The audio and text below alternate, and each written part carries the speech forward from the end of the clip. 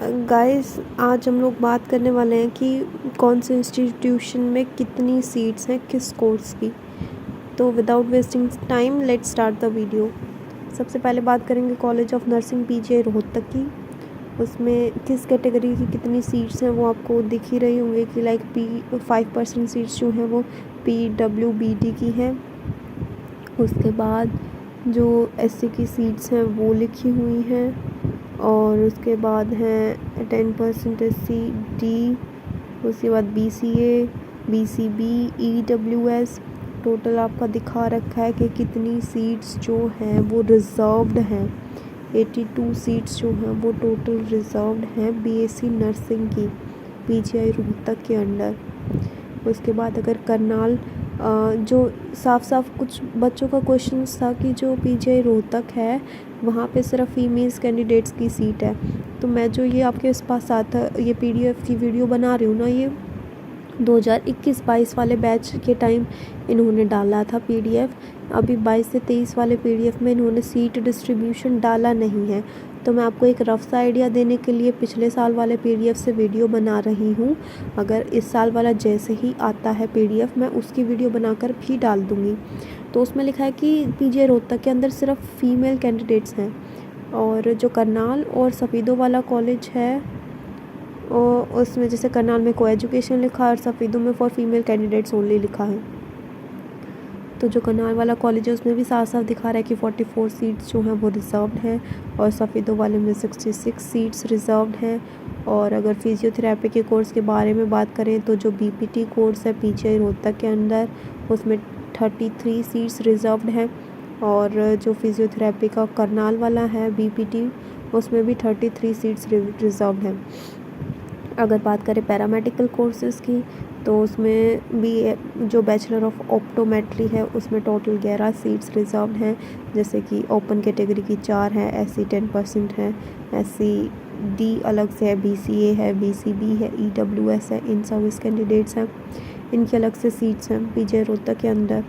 तो BSc medical OT वाले में जो है वो 7 सीट्स रिज़र्व्ड हैं, MLT में 17 हैं और परफ्यूजन टेक्नोलॉजी में 6 सीट्स रिज़र्व्ड हैं और रेडियोथेरेपी टेक्नोलॉजी में भी 6 हैं। उसके बाद रेडियोग्राफी एंड इमेजिंग टेक्नोलॉजी में 7 सीट्स रिज़र्व्ड हैं। और अगर जैसे कि नोट लिखा है in case in service candidates are not available then these seats will be filled by following Haryana government reservation policy. अगर कोई सीट खाली रह जाती है तो फिर उसका क्राइटेरिया है कि ये वाली सीट इसमें कन्वर्ट हो जाएगी, ये वाली जर्नल में कन्वर्ट हो जाएगी, ये वाली EWS में, तो वो उसका पूरा प्रोस्पेक्टस है।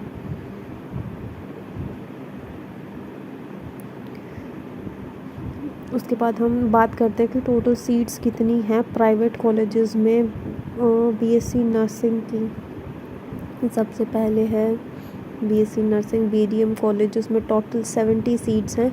मैं जस्ट आपको एक रफ सा आइडिया दे रही हूँ कि आपको कैसे पता चलेगा कि कौन से कॉलेज में कितनी सीट्स हैं। बाकी आप मैं सारी वीडियो में ये PDF दिखाऊंगी ही, तो अपने आप ध्यान से देख लेना कि कितनी सीट्स हैं और कितनी मतलब टोटल कितनी है, ओपन कैटेगरी की कितनी है, SC की कितनी है। तो 4-5 को मैं एक्सप्लेन कर देती हूँ।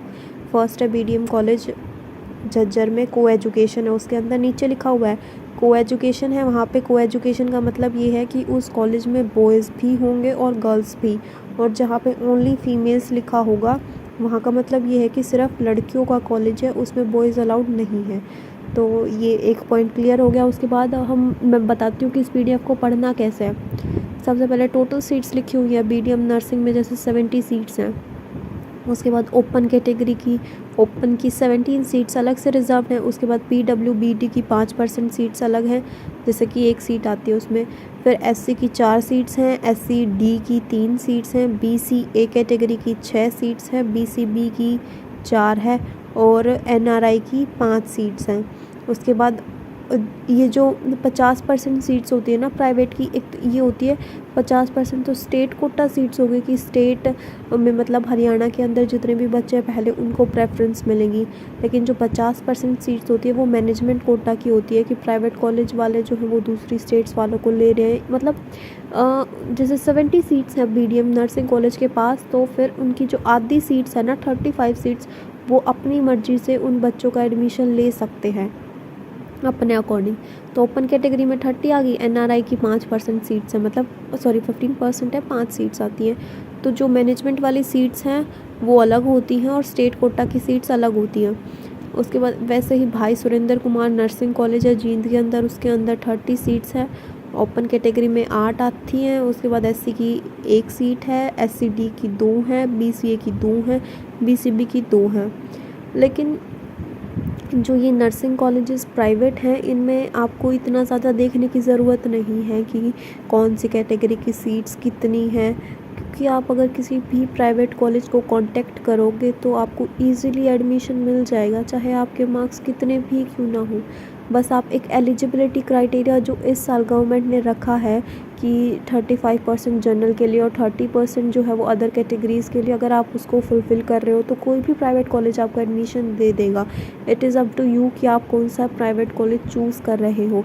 बस ये आपको एक रफ सा आइडिया देने के लिए वीडियो बना रही हूँ मैं कि कितनी, मतलब किस कॉलेज में कितनी सीट्स हैं।